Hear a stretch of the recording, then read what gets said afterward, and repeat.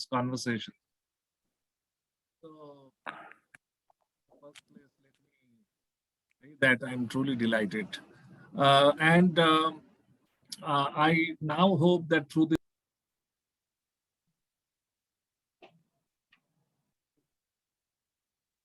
the many things that that I've learned, as I said, I have learned from him, and many of us have learned from his work over the last more than 2 decades, actually. Because I remember his first book that I read, which was on the Dune School. I mean, at least Dune School is the sort of peg on which he hangs that particular study. And it becomes a site where he explores, the unfolding of a number of an intersection of a number of discourses of post-colonial, or as he prefers to call it, post-colonized modernity, Indian modernity, and of course, masculinity is an important theme there as well. So that was published, if I remember right, in 1998. So really, it's now over the more than 2 decades, he's been working on themes of urban culture, modernity, and masculinity, and all his work is, of course, theoretically informed work, and it also informed. It is informed by a certain kind of a critical, political, or even I would say political economy kind of perspective. And so that makes it particularly interesting to people like us who are here. We are mostly students of political science, and this particular series is primarily aimed at those who are doing research in political science in this department, though I'm sure there are many others who have also joined here. So let me first of all welcome him. And I'll just say maybe a few more words, and then I'll invite him to speak. Uh, I've already said a couple of things about his work, and uh, I would like to add that what he does is what's very also interesting about his work is the variety of archives and sites that he explores. Many of them are actually quite familiar to us, but he defamiliarizes them, and then really then provides us very many insights which enable us to look at those sites in a very different light. And so these sites and archives include, of course, the city, uh, then then educational institutions like the Dune School. It includes popular fiction. It includes cinema, Hindi cinema, of course. It also includes footpath, what he calls footpath pornography, etc. And he has also he can be credited with the coining of some very interesting theoretical terms, which also have a very significant practical purchase, such as entangled urbanism is one. Then there is the sort of distinction he makes between epistemological masculinity and physical masculinity, or the very vivid, interesting phrase, 5-year plan hero, etc. So these are some of the terms that I always remember from from the very impressive body of work that he has produced. And so today, our conversation is going to sort of move up around some of these themes. And at the center of it, of course, is masculinity itself, the theme of masculinity. And I think he's going to tell us about his book forthcoming publication, a book that is going to be published by Cambridge University Press, and which in fact brings together many of his writings over the last 2.5 decades on these themes that I have mentioned.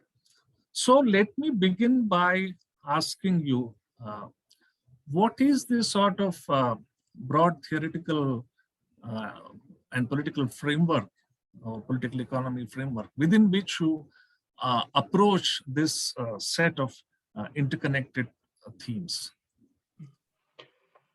Okay, let me just begin by thanking you, Mangesh, for inviting me. We've known each other now it's not good to reflect for how many decades. It just makes us feel much older. But anyway, and we've been fellow travelers on many themes. And thank you also to Akshay. And I think I'm not sure if he's back or whether he lost connection permanently. But anyway, so thank you for this invitation. And I've been to your department, and we've met there, and we've had various interactions in other places as well. During which time we've had occasion to discuss our mutual interest and also the kinds of frameworks we're interested in. In response to your question, and perhaps keeping in mind the audience, I mean, I guess I must be honest and say I don't have any one particular theoretical framework that I employ in my work. And certainly in terms of my students, most of my conversations are about choosing a theoretical framework which more suits that particular context that you're working on. So, occasionally I would employ a political economy framework, but I'm also interested in, say, the framework that feminists employ, where class is may not be the most exclusive way of looking at something, right? In fact, what has been the most significant manner in which we've learned to do social science in sociology and in political science is to, I think, one of the things that we have moved away is, I think, from employing one particular framework as the most significant. I think, and the dominance, certainly in India and many parts of the world, is class. And I think we've come to realize that class is not, need not be the most significant framework that we choose in terms of analyzing the world. And I guess to use that overused term, perhaps, but still a useful term for all of us, is to think about intersectionality, certainly in the Indian context. I mean, caste and class and gender, one's location in a metropolitan center as compared to one's location in a non-metropolitan center, sexuality. All of us as human beings function as simultaneously classed human beings, as casted human beings, if you like, as gendered human beings. So it seems to me to be impossible to do social science without utilizing multiple theoretical frameworks. And I think what that happens sometimes is that, it perhaps becomes more difficult to get across what you're trying to say. And I think many people find it difficult to read that kind of stuff, but I don't see how, as a social scientist, by which I mean someone who is interested in the social nature of what it is to be human, we might only depend on one particular context. So I guess my answer would be that I employ frameworks from feminist studies, I employ frameworks from political economy, I employ frameworks from cultural studies, of course. I employ frameworks from history, critical history or historiography, and as someone who works primarily in India and someone who has studied in India, I don't see any loyalty to any one particular framework. I don't see that my loyalty has to be to trying to understand the social, and that means a multiplicity of theoretical frameworks. Well, so be it. And I think quite often students, become concerned and because they feel that they must have one theoretical framework, especially if you're writing a PhD. Because quite often examiners think that you should have one particular framework. I'm not really in agreement with that. I don't see how one can, as long as, it's that old sort of saying that, I think Buñuel, is it Buñuel? You will correct me, Mangesh, because you know about these things more than I do, that a film should have a beginning, a middle, and an end, but not necessarily in that order. I think that, social analysis should have a beginning, a middle, and an end, but you don't necessarily have to have just one theoretical framework that you apply. And I'm repeating myself because I think it's very important as a student, as a postgraduate student, not to be too fearful of thinking that the theory that you have read does not apply to this situation, because then you go and look for some other theory that does apply to the situation. So I think that would be one way answering that. I use, I guess, kind of a bowerbird, like a what is that bird? I know what you might call in Marathi, but the bird that you know picks things from here and there and makes its nest. So one, you make your nest from different theoretical perspectives, and one should not fear that position, whether it's feminism, whether it's cultural studies, whether it's Marxist theory, whether it's political economy, whether it's come from something that comes from political science, or whether it's something now that comes from, for example, I think a very significant thing the political scientists should be doing is to be looking at something like an anthropologist, something that anthropologists have started doing, which is the ethnography of the state. Now, the political scientists historically have not done ethnographies of the state, whereas what I think anthropology now brings to political science as a completely different theoretical framework is one that is about an ethnographic approach to the state. And I think that is again something which allows me as an anthropologist to engage with different disciplines. And that is what intersectionality is about. So I'll stop there by providing what I think is a long-winded answer to a problem which all of us come across, and one can only address that problem by saying that one has no loyalty to any one particular theoretical framework. One only has loyalty to analyzing the social as best as one can with as many tools as one can. And I'll just stop there. It's interesting that you should quote from, I think, Godard, Jean-Luc Godard, who said that. Godard, yes, that's right. Non-linear narratives. So that's true. But the bowerbird reference is very interesting for me because if I remember right, the bowerbird constructs that nest consisting of glittering, colorful objects, etc. It's not a real nest. It does not inhabit that, I think. Whereas I would submit that you do truly intellectually and politically inhabit the work that you generate. I think in your case you do that. So looking at your work, I realized that you certainly have there are elements of different theoretical elements that recur in your work. I do not think that you are eclectic in a loose sense. Because there is a consistency, right? There is a kind of pattern that one finds in your work. For example, you surely have a very critical way of looking at capitalism. Yeah, I was going to say. Your work, I have noticed also the salience of class analysis in your work. That is, I definitely find it there. And over there, however, within it, I find the use of the term and a certain preoccupation with the phenomenon of the middle class.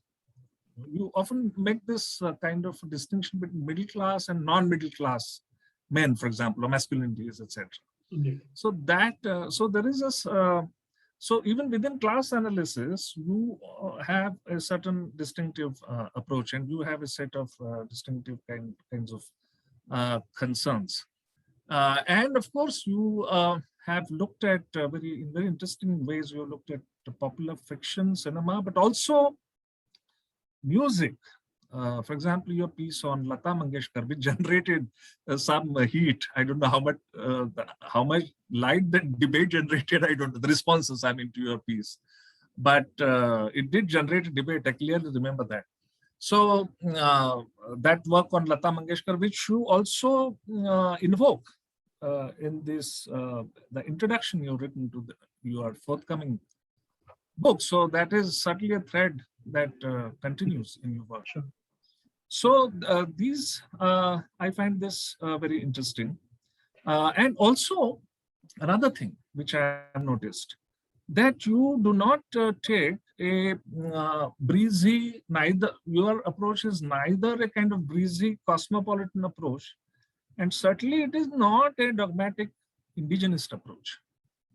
So I have found this, I have thought to be one of the strengths of your work, that you navigate, because these two somehow, they cast a shadow on a lot of work that gets done here in India or on India.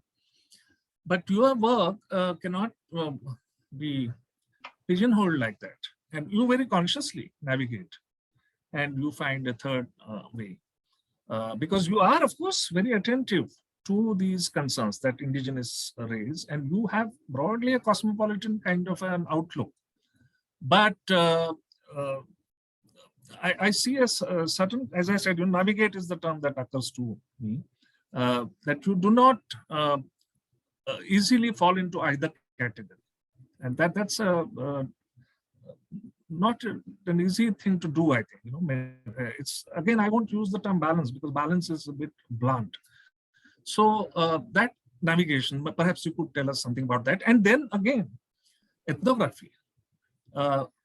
Your work is richly, lot of your work is richly, it has a rich ethnographic kind of a thrust to it. And sometimes you almost write some of the best ethnographers, write almost like novelists. So you come close to that sometimes, often rather, I would say. So, so how do you handle this? Ethnography. Do you have a particular approach to ethnography that we can learn from? Because somehow, you rightly said, political scientists have not been doing using ethnography very creatively. But there, of course, we know the last 10 or perhaps 20 years, there has been an ethnography of the state. Yes. And for example, Akhil Gupta, I think, has done that kind of work. So, and you have done, I don't know if what you do can be called an ethnography of the state, but you have certainly illuminated certain aspects of the Hindu right. And it's, the imbrication of those Hindutva discourses with urban life, with masculinities, with class, etc., in very interesting ways, using ethnographic tools. Yeah. So perhaps you would like to say something. Yeah, thank you. Thank you for those kind words. Yes, I mean, I've always been interested in the history of capitalism, but the history of capitalism as people live within the history of capitalism. So that's why in the latest book, for example, one of my arguments is against the idea of using something called neoliberalism that explains everything, because I think the history of capital, the regional history of capital cannot be understood by a global history of capital. So, and you're right, I'm very interested in that. And that's something in my work I explore in different ways ethnographically. And I'm very interested in class. And I have to say that I think most of us, whoever we are as academics, our personal backgrounds, I think, are part of what we do. And the reason why I think is what you point out is my interest in the, for example, the difference between a metropolitan middle class and a provincial middle class also comes from my own background. In the sense that I, of course, work in large cities and I have worked in large universities, but there are many members of my family who are very different. So I think that is something that allows me to think about in the Indian context what kind of knowledges we produce if we think of the Indian context as asymmetric in terms of what happens in certain places and what happens in other places. And that is my own background. That's my own biography, because so I'm very interested, for example, in masculinity as both a metropolitan masculinity, but also a non-metropolitan masculinity, precisely because I think that historically, at least in the Indian context, that's a very, very strong and significant manner in which we might understand how class operates, how language operates, for example. The power of language, for example, is fundamentally in the Indian context linked to class. However, as you point out, I'm not really interested in sort of some kind of a pure indigenous theory, because I think for me as an academic and sociologist, it's a very problematic thing. I know, for example, there are many movements around the world about decolonizing knowledge, which I think is of interest to me, but not in the sense of trying to retrieve from the past, which I can use now. I think that's in the Indian context, very complex. I think in the European context, that is different. So my interest in the relationship between the metropolis and, if you like, something you might call the province, as purely an analytical category rather than anything else, is linked firstly to my own biography, but also I think linked to trying to understand the very real processes of knowledge production that are applicable in India, which have to do with relationships of power, relationship between languages, relationship between why certain theoretical positions get taken up and not others. For example, one of my very long-term interests has been, perhaps some of you know of the great thinker Rahul Sankrityayan, who to me theoretically produced work which predates a lot of things, a lot of theoretical material about mobility, about hybridity, that came out in French theory, but his work has never been taken up. And I've been very interested, for example, why? So it is because of these reasons I'm interested in ethnographies of capitalism. If I have to accept that capital produces knowledge, number one. Number two, the other thing that I'm interested in, and which perhaps reflected in my work, is that I think that there is nothing beyond capital.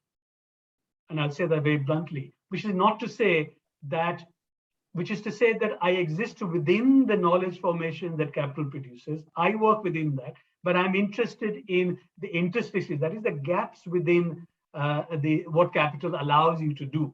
So whilst I'm very bluntly going to say that I do not think that there is a possibility of producing a knowledge which is somehow beyond capital, which is to say that what I'm saying to this now, this platform is made available by the processes of capital, right? So I'm interested now, given that that is the position I'm at now, what are the interstices, what are the gaps that allow me to say something different? And that has to then to do with thinking about the relationship between metropolitan and provincial cultures, whether it's in context of masculinity, whether it has to do with class, whether it has to do with how knowledges are produced.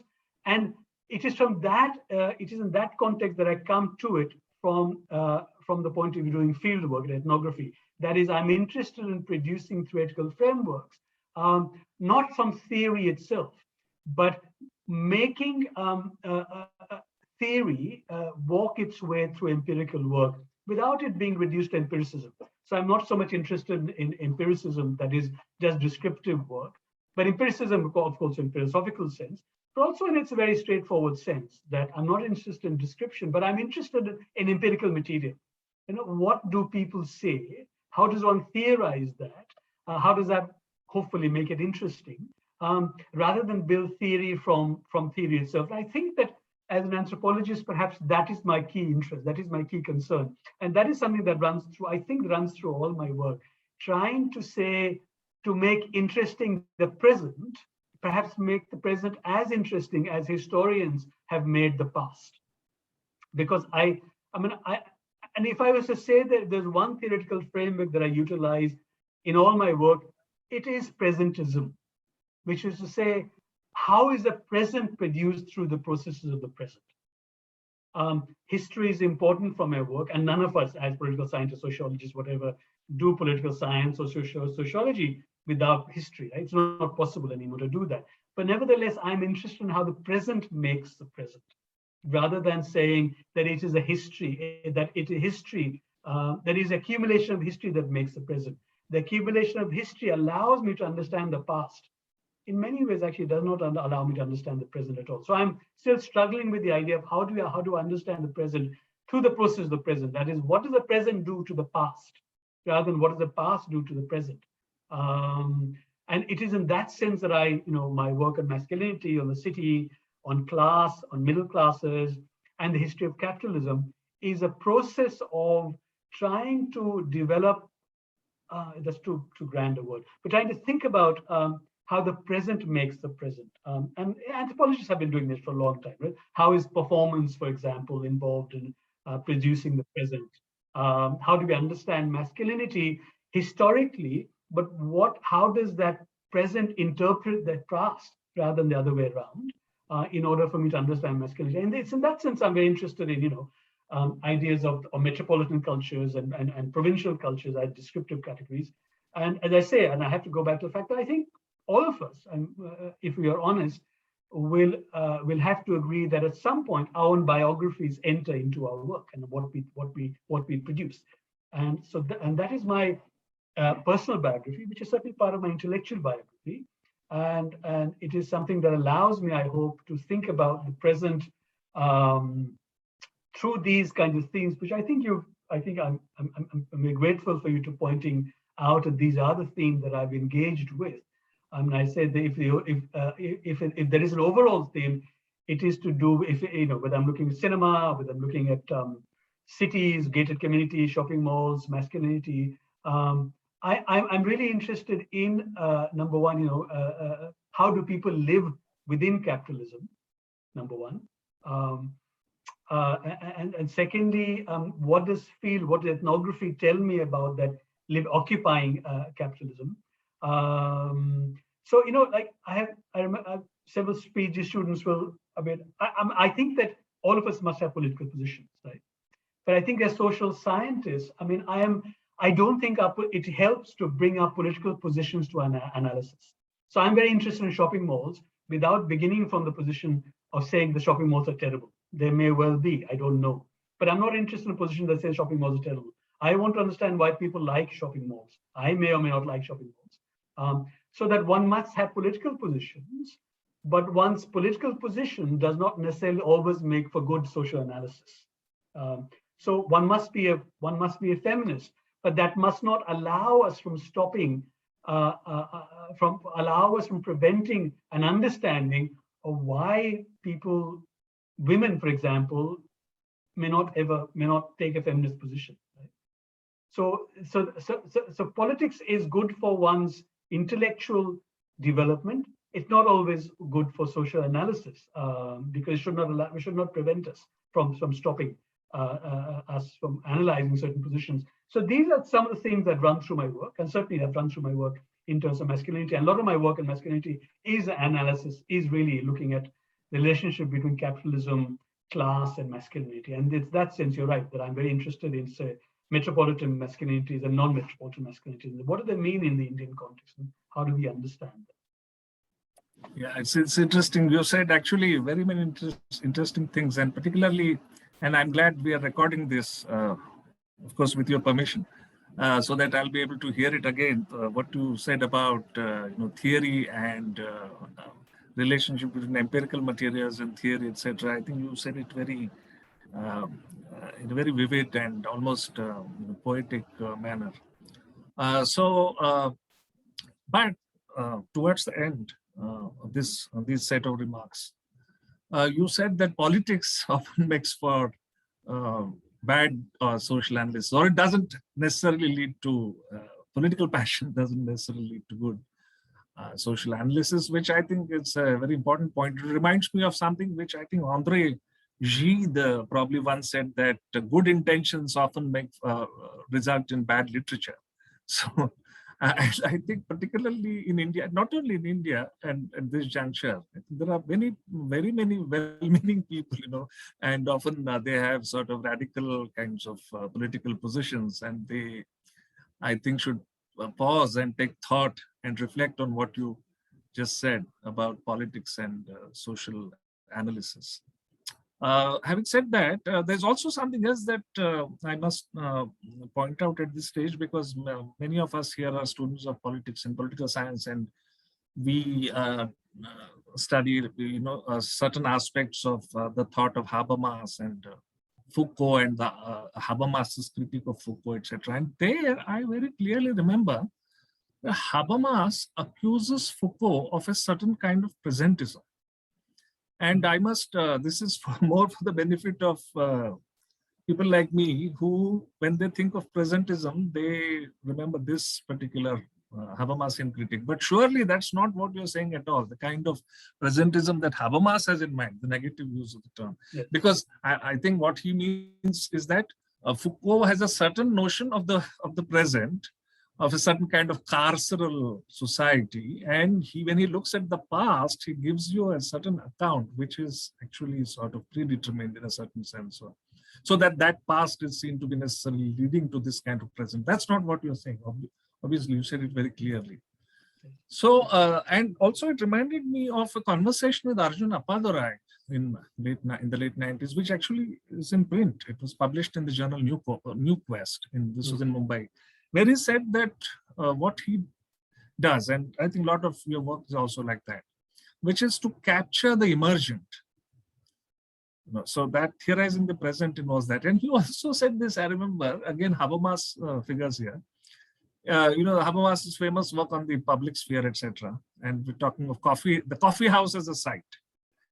And to somebody like Habermas, a lot of political theory people, they so when they think of places like, say, the coffee house, they immediately go into some kind of abstraction as a site where the emergence of the public sphere, then it's colonization by commercial interests and things like that. But then Arjun Appadurai said, but let's not forget that people also drink coffee in the coffee house. So you have to also, just his way of saying that there are very many other things that are happening there. And so that is something that ethnography particularly highlights. And you interestingly also brought in this biographical dimension, autobiographical dimension. There, now I have often wondered, maybe this is due to my ignorance, but I have not seen work that you have done on Western countries, like say Australia, where you taught for a long, long time. You were a full professor there, I think already in 2005 or so. And then you came back to India only around 2008. So you were there for a long time, but I have not really seen work that you have done on these kind of places. Why is that, if I may ask? Sure, yeah. Okay, yeah. Let me begin with, I think Arjun's comment, of course, Arjun is a great hero of mine in many ways. And I think that his comment of capturing the emergent is what I think, I would certainly aspire to, not always successfully. And it is in that sense that one is presentist, not in the sense, of course, as you point out, of Habermas's critique of Foucault. I think it's a very difficult task capturing the present. I mean, you never do it because it is, of course, you never ever capture the present because the emergent is always in the process of becoming, right? So you never do it. Sometimes I think the historians have an easier task of it because, well, firstly, you are always the good subject as a historian. I mean, what else would you be? Whereas as someone who works in the present, it's not possible to be the good subject because you're part of that present, and the present is good and it's bad, and bad things happen and good things happen, but you are always a part of that. So the emergent is that very complex space, but I think I would like to occupy and to think about.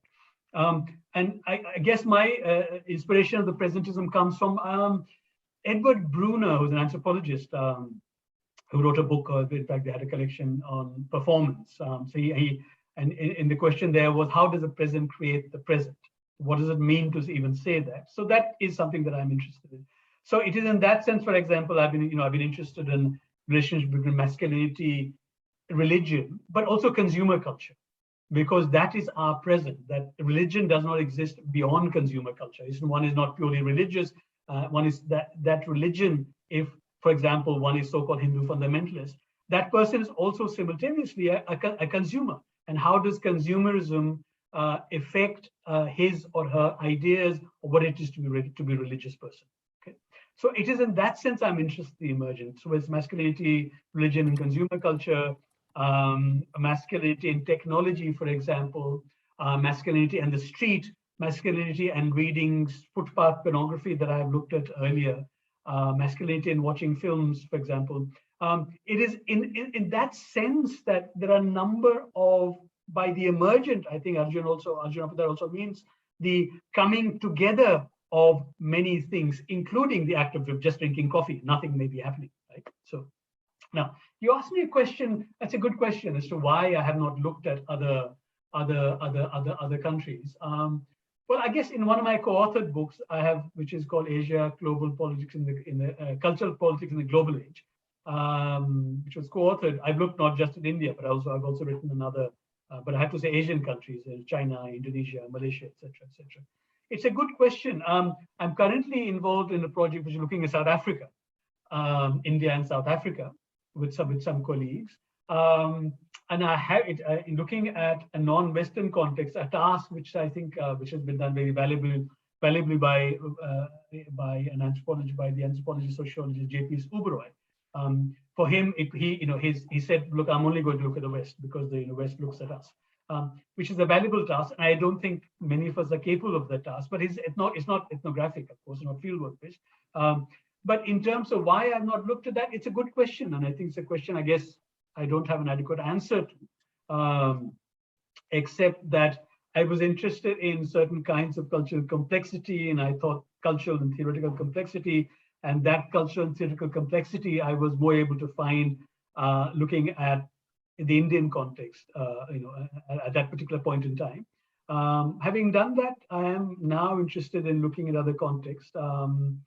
I think, but primarily, I guess, if I think about it, I think it's because I found the kinds of materials one has to come to grips with, if one is looking at the non-West, is much, much more complex, because you have to know not only the non-West, but if you're working in the non-West, you must also know the West. Whereas the reverse is not true. The point has been made well enough by others, like Dipesh Chakraborty, for example. So that is one answer to it, perhaps not an adequate answer. But for me, I think it was because, in a sense, if you're working in India or working in Nigeria, you are never, none of us are only working in India and Nigeria. That is not possible. If you're working in Australia only and working in the US, you can get away with only working in Australia and only working in the US. That is, you can get away with knowing only literature that relates to Australia and the US and the United Kingdom, for example.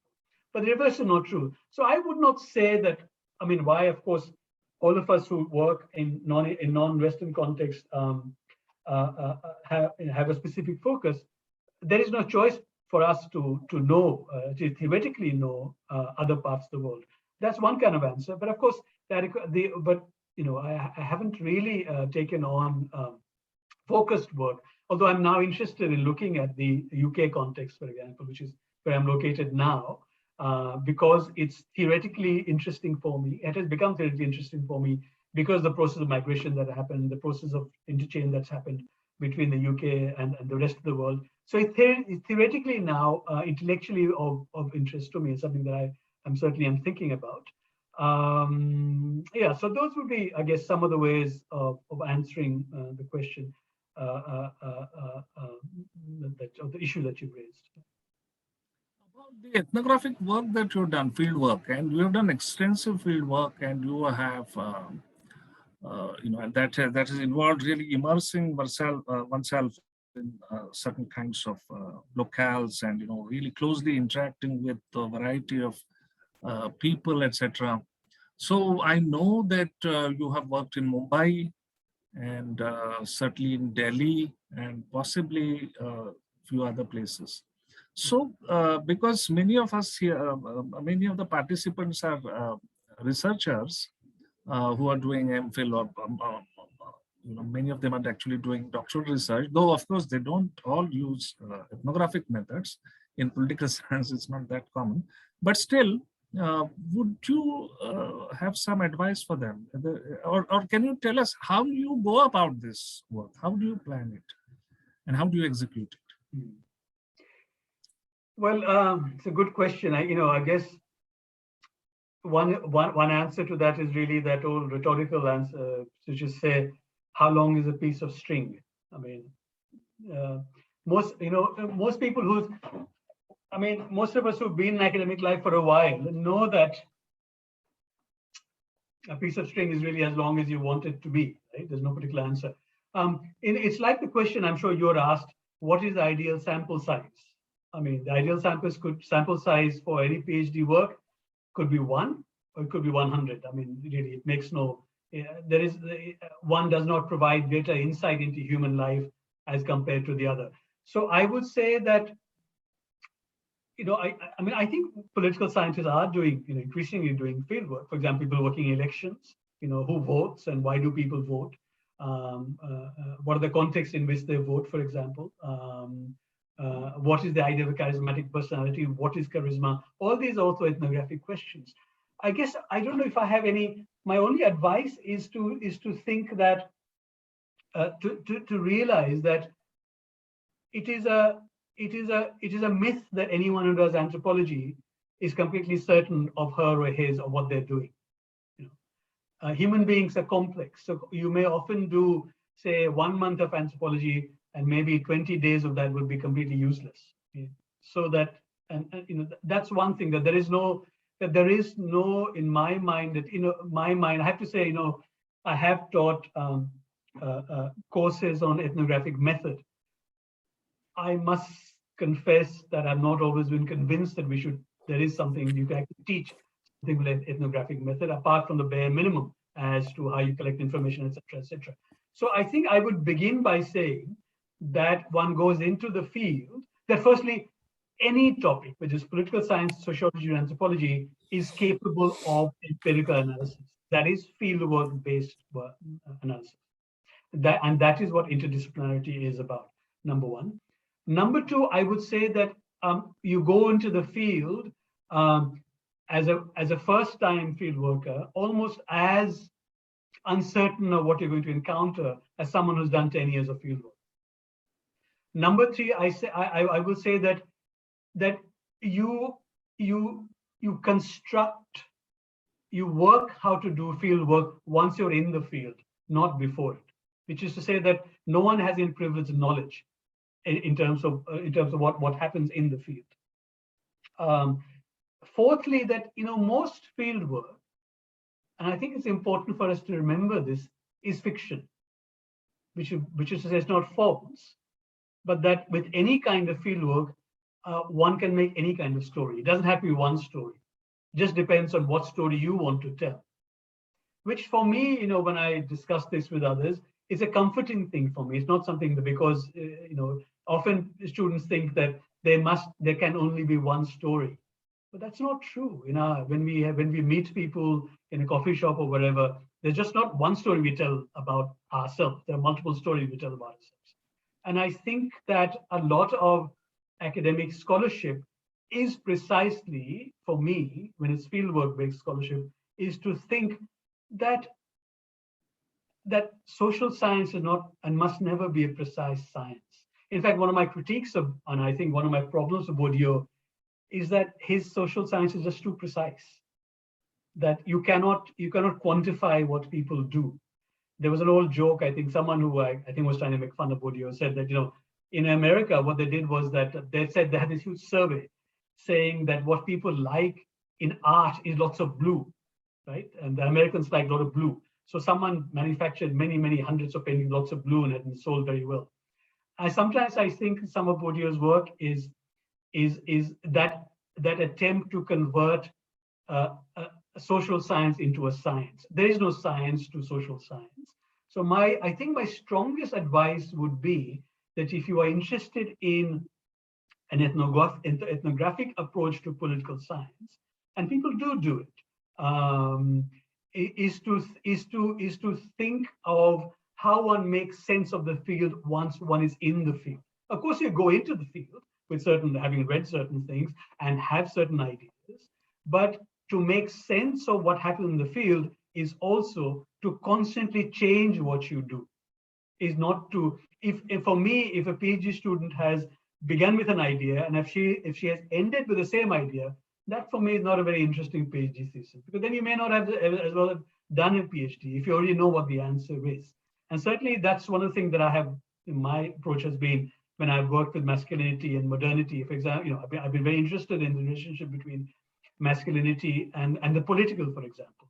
Certainly in the last election, 2014 elections, most significant aspect of the Prime Minister Narendra Modi's persona was his masculinity, right? The idea that he was different from his predecessor because he was masculine and could take strong decisions against China and Pakistan. He could take strong decisions within the country, policy making. So politics was very much organized around his masculine personality, which is something that when I'm doing field work, not necessarily a point of view that I may have thought of, but it is something that I came to once thinking about that particular world. So of the relationship between politics and masculinity. In this particular instance, what happened in 2014 election, his so-called 56-inch chest, etc., etc. So one does empirical work with the idea that it should be genuinely something that changes the questions that you began with. If you ended with the same question, then I think you might as well have not done a PhD, because you already know the answer. So that field work is always about changing your ideas that you began with. And I think that's the most significant thing one can do. And secondly, there is no key to doing brilliant, very good field work. That no one is born with the idea that of doing good field work. One is always learning. Even I'm certainly learning as to what maybe what is now field work in a very different environment of social media, for example. What does field work mean now? Field work among men who may be on Facebook, for example, on other kinds of social media. What does that field work mean in terms of field work that I may have done 15, 20 years ago? So that process of always being unnerved is, I think, very important when one does field work, when one does social science. A loss of nerve, that is, ghabrahat, is a very important thing when one does any kind of social science, certainly when one does field work. So, yeah. I entirely appreciate this. Your emphasis on the creativity, open-endedness of field work. But and you because you yourself mentioned this that political scientists also do field work. For example, when they're studying electoral behavior, etc., and which they have been doing for even in India for more than 50 years now. In fact, in this very department where I'm located, Professor Sirsikar was a pioneer in this field of behavioral political science and election studies, and he started way back in the 60s. And in fact, the very first, a study of the first, general elections, that first round of general elections we had in the 50s, that also was co-authored by a Pune-based political scientist. So that's a long tradition. But what happens is that here, this is a big difference because I know that, for example, you have often used the services of some assistant, etc., or maybe more than one assistant to conduct field work. But in political science, this is a kind of occupational hazard. I don't know what it is. That what happens is there is a team of these people, who are given questionnaires, and then they fan out and they go to villages and they go to various urban locations, etc., community neighborhoods, and there they collect this information. Now, apart from the question of honesty, there too there are problems. I could just sit there and fill out these questionnaires, answer them myself. So, but even assuming that does not happen, this is a strange kind of process. And again, assuming that they are well trained and properly oriented, that also is another problem. How well trained they are, what is their motivation, how honest they are, etc. That apart. But I have often seen that there are people who have never left the comfort of their, air-conditioned office or flat or drawing room or study, and who do a lot of this kind of work based on information collected by these people. So what are the pitfalls there? And also, I think when I think of literature, I think it's very difficult to say, teach somebody to write a good novel or a poem, though people do that. There are these, creative writing courses. But I have a feeling that it would not be difficult to point out in which ways a poem fails or a novel fails, perhaps. Because by definition, creativity cannot be reduced to formulas. But things which go wrong, there I think one can perhaps come up with some sort of set of cautions, etc. So that is possible. But what do you think? What can we do? I mean, political science, where people go with these sets of questionnaires. How does one handle that problem? Is there any way?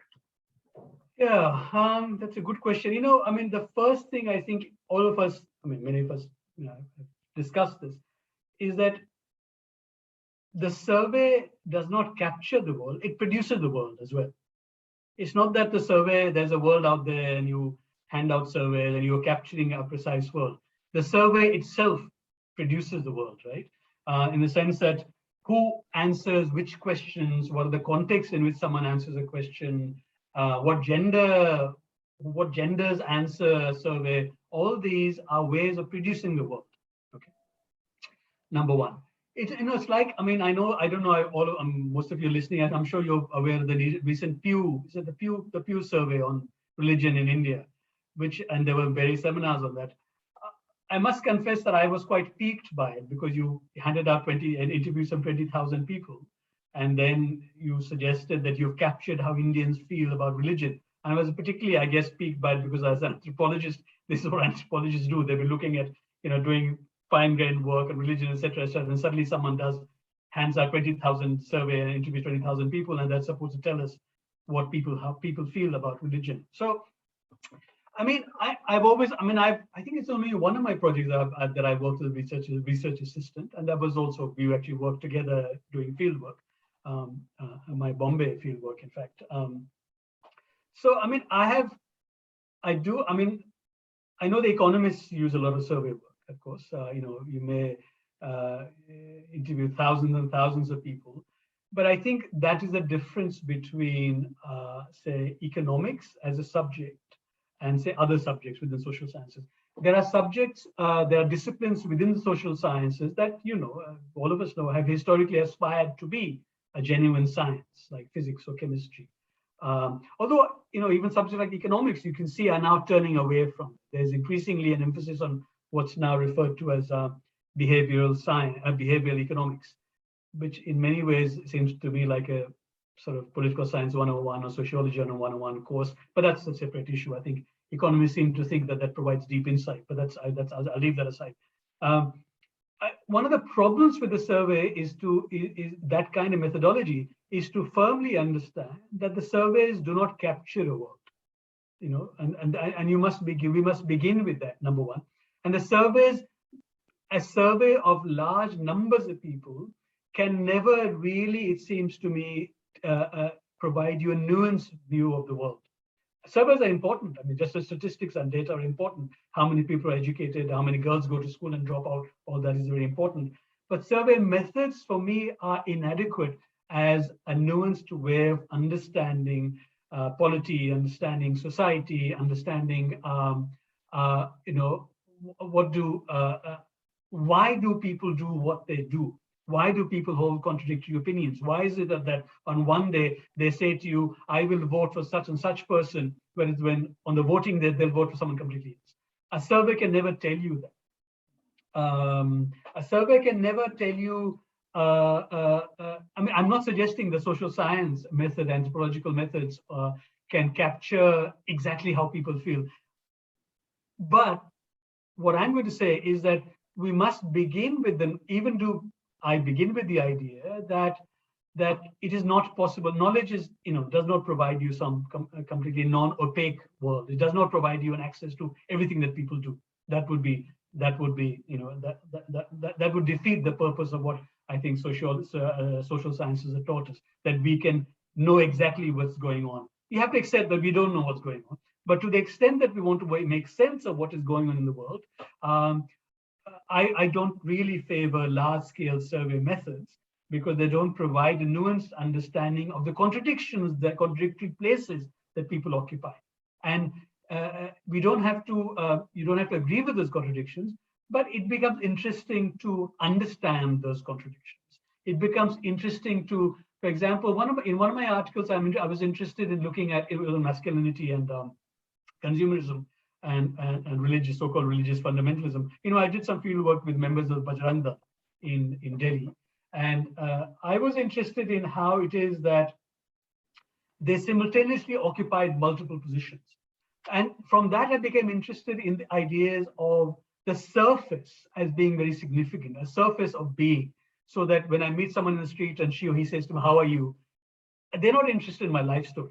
It is a way of negotiating the world. When I respond and they say, oh, fine, and then they move on. So what is the meaning of surfaces? So in that sense, I was interested in Bajrang Dal boys, these young men, as very surface creatures, in as much as they had split personalities, not in a bad sense, but they wanted to be both deeply religious, but also deeply consumerist, without saying that these two worlds exist in these two worlds are completely different. And that is something that it seems to me you cannot understand by a survey method, which says that we interviewed 20,000 people and 45% said that they are tolerant, and 55% said that they don't like other religions.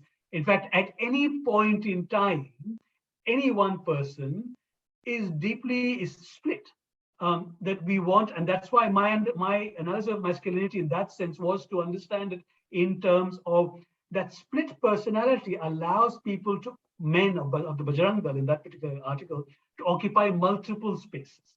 They could be both consumers, they could be both strong heads of households who could control women, they could be television watchers, there could be people who ran companies that traded in the world. So it's not that their notion of being a deeply Hindu person was a withdrawal from the world to a wholesome, a complete whole personality. In fact, I was arguing in that paper that it was about splitting oneself, of doing this, being able to do this, that, and this. And that for me constituted that sense of power, of being an all-consuming man, rather than the, what's been historically been done in India. We have the notion of the all-consuming goddess, right? But we also, so I was interested, and that seems to me, I would not be happy. I don't think I would be able to approach or come to that understanding, whether right or wrong, from a survey method. And survey methods have their place. Of course, they're important for coming to some kind of conclusions.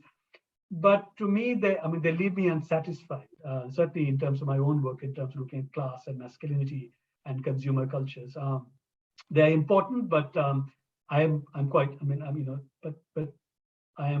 but not to the extent of displacing, it seems to me, a much more nuanced understanding the world that might come from what I think is a much more, it's much more difficult, because you can't publish as quickly.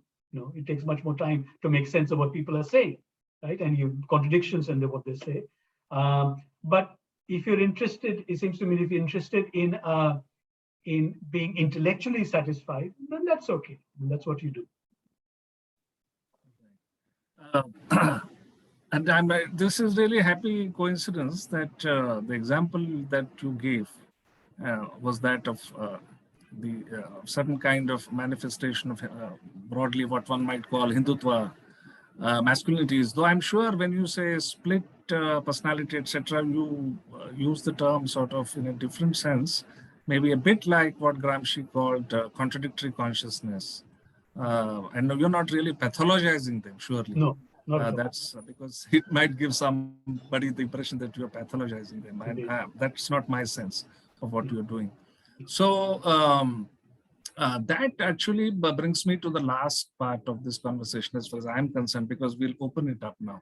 And I have deliberately structured this conversation around larger issues because, as they say, if I might use perhaps a somewhat strange analogy, that if you want to make sure somebody is well nourished, don't give them fish, for example, but teach them how to catch fish, etc. So you are the very rich body of work that you produce, that people should explore it for themselves. So that's why I wanted to hear from you more about how you go about all this, and what is your broad perspective, etc. Things like this. But ultimately, yes, of course, we are very much interested in your work, which has implications for those aspects of your work, which have your findings, your formulations, which have investigations, which have clear direct implications for students of political science, the example that you just gave.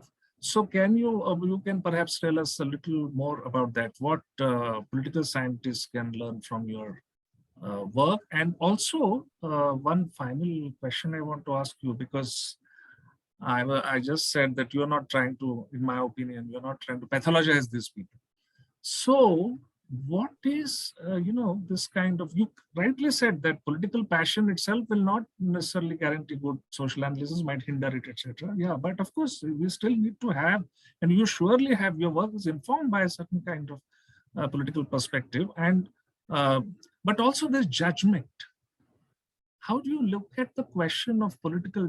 I know that a lot of work with the social sciences, positivism tries to bracket judgment in a particular sense, but I think ethnography and and social anthropology, they also bracket judgment for some other reasons. They suspend it, or they have perhaps I don't understand the way, the role that judgment plays in the work, the kind of work that you do. So perhaps you can say something about that. Just to address your first point, when I use the term split personality, I'm not using it in the Lacanian sense, for example, or in the psychoanalytic sense rather, as a negative. In fact, I'm using it as a positive, because you know, otherwise we would all and we would be the more, you know, the entire society would be pathological, because we at many points in time we hold completely contradictory opinions. My interest is in how do we manage that socially and what does it mean. So we can't hear you. Can't hear me? Can you hear me? Somehow we can't hear you. I don't know what happened. I can hear him, sir. I can hear him, sir. Yeah, sir. We can hear you. Can you hear now? Kulkarni sir, there is, I think, problem with your device or your connection, maybe. We can. Now it's okay. Yeah. Okay, yeah. Shiranjan, I can hear you, but not Professor Srivastava. Can you hear me now? Yeah, we can hear you. So I was just saying that my idea of the split personality in that particular work, of course, exactly as you say, not to pathologize, but to think of the surface and so-called depth, and why the importance of the surface. I was really interested in kind of an own anthropological problem. You know, we always thought that what is really important is kinship and religion, and marriage, and the deep structure of society. But because I'm interested in consumer culture, I'm interested in how consumer culture forms us as human beings. So the question I was interested in that particular article was, what would it mean if we say that the surface is very important, and that we actually have multiple surfaces across which all of us live, the splits, you know, which is not a negative thing, but it's a way of trying to understand the ideas of contradictions and what does contradictions mean, and the contingent, the specific context in which each contradiction lives, and why it makes sense to me if I'm a contradictory person, right? Also, if someone is a contradictory person. So it's not a psychoanalytic. In fact, in that article, I make that point quite explicit, that I'm not interested in it as a malady, you know, as a problem, but as a positive force. It allows me to think of something. In fact, I have a forthcoming article in which I try and build that, which is all to do with young people in work, people who are being trained to being mall workers, for example, people who are being trained to work in the new service economy. And I was trying to utilize that surface depth split personality in this forthcoming article. So it's in that sense I'm interested in a positive kind of a way. In terms of, I don't know, I don't know what political scientists, how political scientists should engage with the work of an anthropologist. I would say that one way that anthropologists, for example, I've been working on some time, and my forthcoming book is also to explore the idea of post-nationalism rather than the nation. By post-nationalism, I mean the idea of the nation and the national emotion and what happens to it in the current era. It doesn't become less important, but it transforms itself. How does it become part of consumer culture? How does it become a part of something that is not true of, say, Nehruvian nationalism? How do we understand how people who are deeply nationalists, and say, for example, that I believe in Swadeshi, but someone like the Prime Minister, for example, is also fundamentally a part of a process that has opened up the economy, right? So I am trying to understand the idea of post-nationalism as a context where the nation and the idea of the nation is still important, simultaneously as the nation now becomes deterritorialized, it becomes part of the world. So, in a sense, I would argue that political science historically has looked at the national framework, whether it's the constitution, whether elections, but from a specific geographical space. I'm interested in the idea of post-nationalism to think about exactly those contradictory places that the current moment in India is all about, whereby you have a prime minister who says that he is deeply about Indian traditions, and when you think about it, he has been instrumental in of course, following on from the last Congress government, in further laying the groundworks for processes that you might say may completely sweep away so-called Indian traditions, right? Opening up the economy. So what does that mean? What does it mean to say we're living in a post-national age? And I think maybe that's one way a political scientist might like to engage with the work of an anthropologist. Again, but I would say, what I have learned from political scientists and from historians and from literature theorists is not necessarily what they might have think they were doing. In a similar way, what I do and what someone may, how they may choose to engage with my work may have nothing to do with what I think, what I'm doing. And I think that's always, I mean, that's for me, I mean, I don't think that the historians' work, for example, I have sometimes occasionally used the work of the literary theorist Mikhail Bakhtin, but not necessarily in the way that he may have wanted. I'm an anthropologist and I'm interested in certain literary ideas, literary theory. So I would say that one engages with another discipline, not necessarily in the manner that someone working within that discipline thinks that you might engage with him or her. That is, you know, I don't know if I could be flippant and say that you make theory, you know, not necessarily as you think, as the person who's made the theory think that it should be made. You make it in your own way, if I could paraphrase Marx in certain ways. Just to your final point about judgment, I think, I don't know if I understand the term judgment. I think how you use it. Judgment, I think, in most anthropological works, and it seems to me in most social science work that I admire, is always implicit. You must read judgment. I think if judgment is explicit, I have to say that work doesn't really interest me very much, I must confess. In the sense that some of the most boring, if I use another analogy, some of the most boring documentaries are the ones that are politically earnest documentaries. You know, they're not particularly interesting. I want to be able to read between the lines.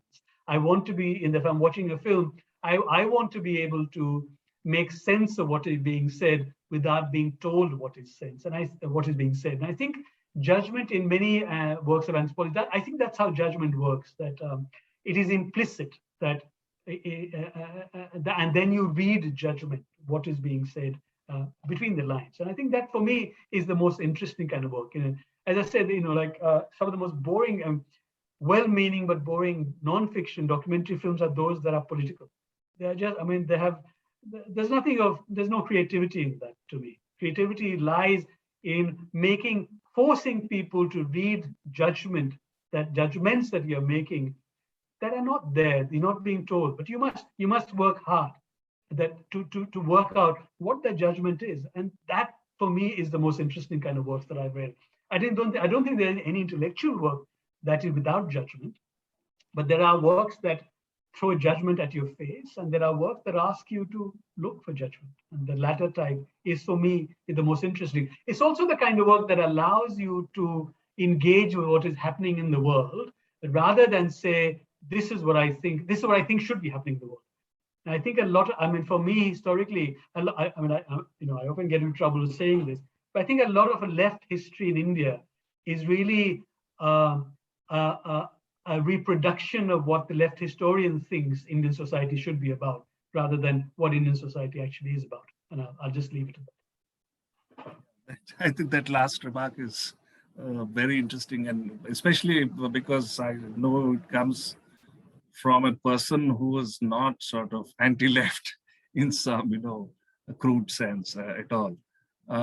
So with that, I think now what I'll do is I'll open up this conversation, and perhaps Akshay and Sriranjan can sort of, anchor this process.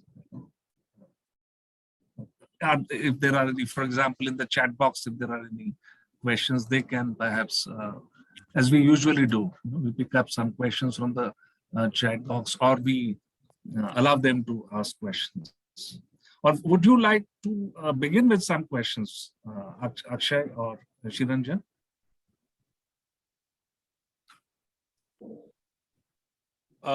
Sir, hello. Yeah, we can hear you. Yeah, please go ahead. Yes. Sir, I want to ask question about Sudhir Kakkar's analysis about riots, especially his socio-psychoanalysis of riots in India. And what kind of rules, what is the role of masculinity, especially when he talks about femininity of Hindu person, Hindu man, and hyper masculinity of Muslim person. So how do you, do you agree with his analysis? Look, I think his work is very interesting, and I'm I must be careful. I am not greatly disposed to psychoanalytic analysis. I think it's important. Um, as I say, one only knows the field once one enters the field. So I'm not, and psychoanalysis frequently presents us with a model of the world which proceeds from an always already given kind of framework. If you know, I mean, of course, his work is very, Sudhir Kakkar's work is it's very important. I would still, and in fact, in some of my earlier works, I've certainly been critical of the psychoanalytic approach to masculinity.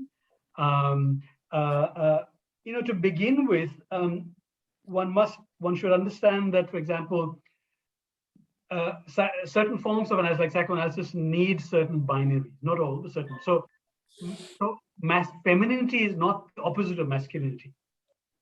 The only way we understand masculinity in a particular way because we define femininity in a particular way. These are not equal and opposites, right?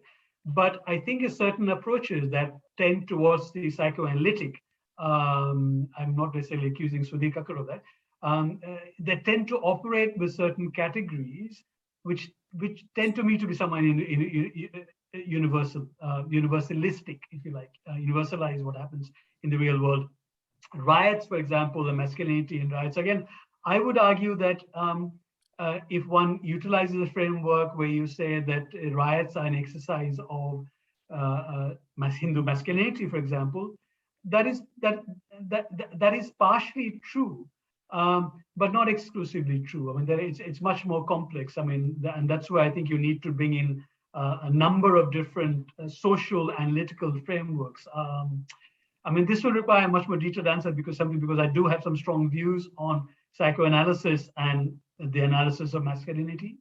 Not that I think it's not interesting, but for me, ironically, I think it's not complex enough. I will leave it at that, but I'm happy to discuss it because it requires a much longer answer. Simply because psychoanalysis comes to the study of masculinity with some given categories, which on the ground are empirically difficult to work with continuously. Just like, I mean, let me give you, I mean, Partha Chatterjee, I think, is a very, very fine scholar and, of course, a very, very big mentor to all of us. But I think, for example, his idea of political society and civil society, which I think many political scientists certainly find useful, for me as an anthropologist, empirically often doesn't work. Because many people live in political society, use the means of civil society, and many people live in so-called civil society, constantly use the means of political society. So for me, many categories that come from more textual understanding of society often empirically can be problematic, which is not to say I don't build upon them, but I think I would like to extend them. I think that's how I feel about many psychoanalytic approaches to, say, masculinity and study of riots. If I may say something just for a couple of just a minute. Actually, Sudhir Kakkar, I vividly remember one of his essays where he talks about the role of wrestlers in communal violence, riots, etc. And he actually, I think this is perhaps Hyderabad, and he went there and he conducted field work and he closely interacted with some of these people who had been actually involved in criminal violence. And at the end of that essay, he really confesses this. He says, I cannot explain this. I have no real explanation. So that I thought was interesting. There is a question, a couple of questions in the chat box from Ajinkya Gaikwad, who's based in Mumbai, I think. And he says, thank you for a wonderful lecture, sir, he says. And then he asks, how do you look at post-secularism in the Indian context? That's one. And then he asks, do you think that post-nationalism could be understood or misunderstood as denationalization, giving rise to discourses on renationalization? These are the two questions he has asked. Ajinkya. It's interesting. I don't know whether, I mean, one way of post-secularism, of course, in the sense that you're asking, is that in the current era that we have somehow moved into a post-secular age. I think the question we need to ask, and this is an ethnographic question for me, were we ever in a secular age? Which is why I think that quite often we should we should try and avoid producing the world in our own image. Is it possible, for example, in the period of 7 years, we've gone from 68 years of secularism to suddenly to 7 years of post-secularism? I think the situation has gotten much more complex. That is the question we need to ask, rather than assume that you moved into a post-secular age where everything that was so-called secular has now been discarded and we're now living in some kind of post-secular age. I think for me, Sudhir, the important question to ask would be, did we ever live in a secular age? I would argue no, because as an anthropologist, it seems to me that people don't change in period of 7 years. The situation on the ground was always much more complex. And I will leave it at that question, that my answer as a kind of question. Whether post-nationalism could be interpreted as denationalization. Well, no, I'm actually arguing, I'm trying to think about the new ways in which nationalism now exists among us as part of, say, public-private partnership in building highways, as part of consumer culture, as part of people who say that we are Swadeshi, but are deeply a part of global culture, global process of commerce, for example. So my idea of post-nationalism, and I'm using it quite often in preference to the idea of neoliberalism, because for me, I'm trying to explain through post-nationalism the local, regional life of capitalism. Okay, and the re-emergence or the reinvention of nationalism within current forms of capitalism that exist in India, for example. Okay, and so that's why I'm interested in it. So that would be one way that I would try and answer your question.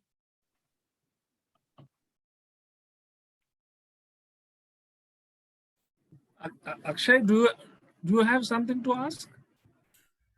Yes, sir. Sir, there has been a lot of theorizing around the question of emotional labor. So, how do you relate with the masculinity studies?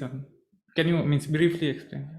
Sure. Yeah, that's a good point. In fact, I use in my current article that's forthcoming in a journal is about emotional labor. Emotional labor in terms of because, of course, as you know, under capitalism, the classic studies of capitalism are about physical labor, right? Industry labor, factory labor, and industrial labor is a move away from that perspective because the nature of capitalism has changed. It requires you now, for example, if you're working in cafe coffee day, emotional labor, you have to provide emotional labor. So you have to stand in one spot, and irrespective of the fact that you have 100 people coming in asking you for coffee, and you may hate all those people, you must smile all the time, okay? Because otherwise you get sacked.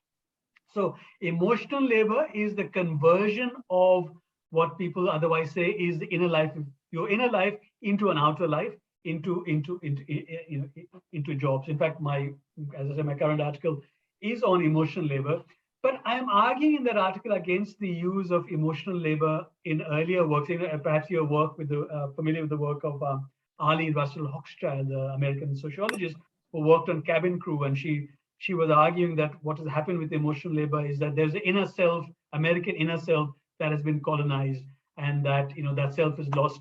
In fact, that book to me is really about America. It's about the loss of grieving for America in some kind of way. And my article, which is on looking at people being trained in Jharkhand, in so-called Maoist area, to become mall workers, a training center in Dausa, Rajasthan, and a private coaching center in Delhi.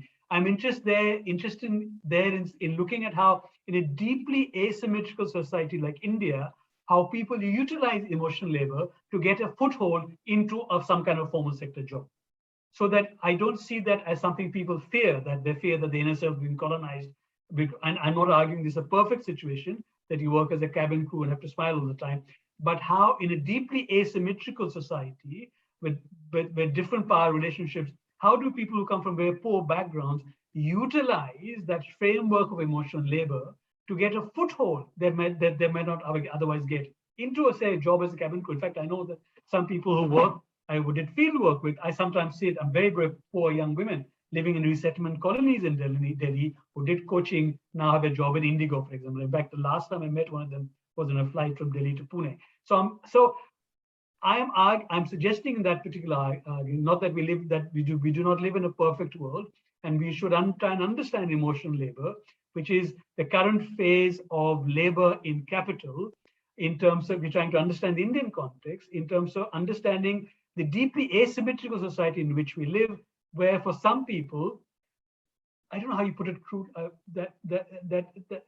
they utilize the processes of emotional labor to get a foothold into a world that they may not otherwise have. So that's one way I've tried to understand emotional labor, and it's a very important and interesting concept, and and a big shift from how we understood capital in its earlier phase as industrial labor to what is now we understand is emotional labor. But my argument is different. I mean, I'm arguing that people do not necessarily fear the loss of inner self. People utilize strategically the resources that they have at hand, the emotional labor, to try and get a foothold into a world that they may not otherwise get a foothold into.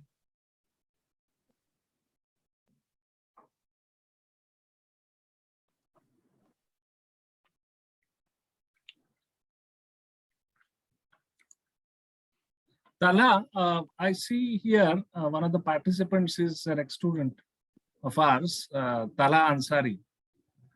Tala, can you, Akshay, is there some way we can unmute him? Hello. Tala, you asked me a question. I think Professor Srivastava is the right person to answer that question. It's just a coincidence. You sent me a question by WhatsApp earlier today. I don't know whether to ask this question at this level. Yeah, I think you should ask him that question. So actually, I'm not so comfortable because I think this is something really basic and I should have known, but I think I do not know enough, maybe. But I think my question was, what is the difference between discursive construction and social construction? When we say discursive construction of reality and social construction of reality, to what extent do they differ? I see. Yeah. Well, I mean, you could say in some ways they might be very similar. I mean, I guess the basic statement would be that reality is constructed through discourse. So, I guess if you look in the Foucauldian argument, the idea of the mad person, for example, is constructed through the discourse of madness, right? Before that, in another society where there may not exist a discourse of madness, you don't have a mad person in a similar sense that you might have in the Western society. So I guess when you're thinking of a discursive, I think you said social construction and social construction, in some ways I would say they're quite similar in the sense of in the sense that the social, any social reality is constructed through discourses. So if I say, certain people of certain religion are basically violent, right? And if I say that and enough people, if that permeates enough, then that discourse can construct a social reality. Or if I say that women are incapable of doing certain things, right? So that discourse itself produces reality. So I would argue in many ways that that a discursive construction of reality and a social construction of reality are quite similar. I think perhaps the difference might be is that the notion of discursion construction of reality is a more recent term, which in some ways allows for a more Foucauldian, a more historicized sense of how I think individuals are produced. I think the Foucault's notion is much more to the notion of how the act of producing an individual is through discourse itself, discourse of madness, discourse of punishment, discourse of sexuality, discourse of homosexuality, etc., etc. It's a more recent term. It's a more recent origin. Well, of course, social constructivist arguments have been around for a long time. But I think there's a great deal of overlap. Many people who I think are interested in social construction, and may explain the world through ideas of social constructivist ideas, may not particularly agree with Foucauldian ideas. I don't know if that answers your question perhaps to some extent. But I think there's a great deal of overlap between the two. Yes, and that was how I was thinking in the similar manner that even if we take that production or reproduction of industrial activity through language, even if we take that for as a discursive construction, then social interaction inevitably involves language. So it actually doesn't. It doesn't make a huge difference. That's what I understand. I Yeah. think. You're being cut off a very point, but I think I got the gist of what you're saying. Yes, I think that is the difference, because social constructivism did not deal so much with language and discourse, right? Whereas, Yeah. and I think that would be a key difference. Although there's a great deal of overlap, and language constructs the world. So that would be one way of understanding it. Yes. Am I audible? I quite agree with what was Srivastava said, except with regard to Foucault, I have a footnote, which is that I think in Foucault, what he talks about somewhere, I think he talks about the double bind of individuation and totalization. There's a dialectic at work. So, of course, individuation is undoubtedly important, but there's also a moment of totalization that, especially as students of politics, we have to keep track of. I agree. So, this has been a very fruitful conversation. I mean, I'm at the receiving end of it. Conversation as in. Sir, am I audible? I've benefited a great deal. Are there other questions? Sir, hello. Yeah. Talha here. Am I audible clearly now? Yeah. Yeah. So actually, I just wanted to know, have you ever thought along the lines of disability and masculinity? Yes. I've not written on it, but certainly I have some. It's something I've been reading about. So you cannot but think of these two topics simply because masculinity is always considered in the sense of ability rather than disability. So clearly, the two are connected. You can only have ability if at the background of it is disability, right? So these are very, very, very significantly linked topics. In different kinds of ways, in many ways. I can see. I've certainly thought about the topic because simply because masculinity as a gender position has historically always been about completely able in different kinds of ways, able to make decisions, able to do something physically, able to control something. And if it is fundamentally about the idea of ability, then clearly it must implicitly be connected to disability. So it has to set itself off against something, and that something is disability. So yes, it is a very significant topic. I've certainly thought about it. I've not written about it, but I do know people and there are some of my old students who've been thinking about it and working on it. Yes. And it is very much a part of Cornell. Tala, you might know, is somebody who's done very significant work in this, whose work has helped define this field, an Australian sociologist. So he, in his, sort of the hierarchies that exist within masculinity, he talks of hegemonic masculinity and then the non-hegemonic or subaltern or subordinate forms of masculinity. So disability is definitely linked to this sort of hierarchical structuring of masculinities. And so disability obviously is linked to a form of subaltern masculinity, definitely.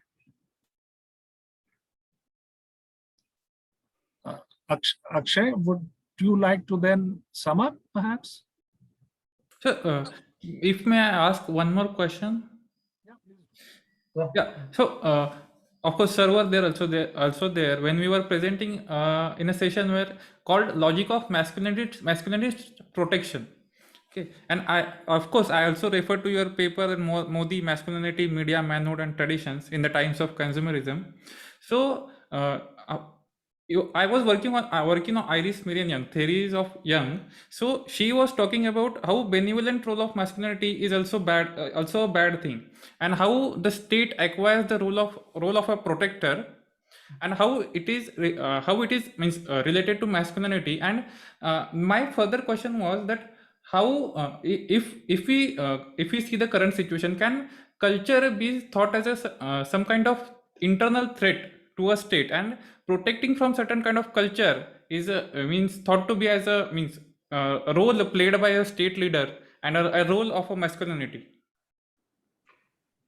Yeah, I mean, many well-meaning people will say, when you're thinking about protection, that of course women should not be harassed in public, but they should behave like women, right? Which is a part of discourse of protection. The discourse of protection, of course, if you have a discourse of protection, somehow it automatically sets up a hierarchical relationship between that person who will protect and the person who's to be protected, right? So the discourse of protection, it does not really allow for a position of autonomy, and that's why it's a problematic position.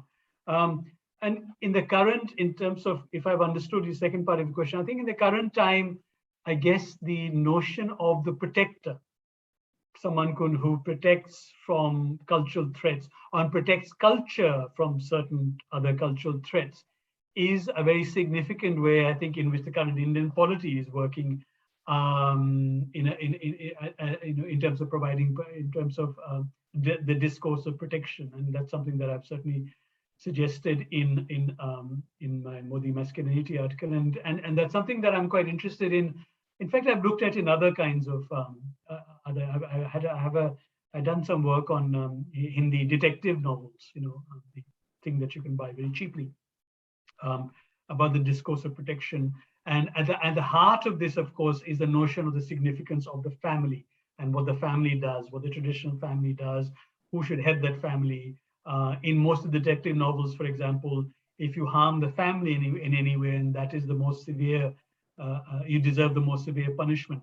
So the idea of the protector as someone who treats women well because they deserve protection, someone who can protect culture from being tainted by other kinds of cultural movements, are very significant ways in which I think something that's very topical in the Indian context. But I would argue that it's something that is only much more visible in the Indian context. It's always been there. I don't think that suddenly we have a completely different completely different people in 7 years, or 8 years, or whatever it is, right?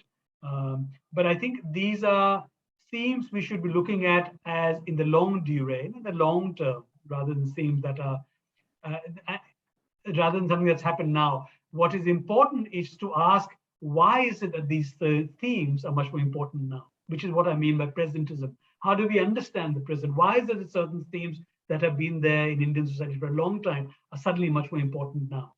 What is it about the present that makes these themes much more important? Thank you, sir. So I think there are no more questions, so we can conclude this session. So on behalf of Department of Political Science, Savitribai Phule, Pune University, I thank you, sir. Thank you for gracing this event with your presence and sharing with us your valuable insights. You have made very interesting and nuanced interventions, sir. And we are also looking forward to read your upcoming book. And I must mention our deep sense of appreciation for our head, Dr. Mangesh Kulkarni, to extending his relentless support to organize such events.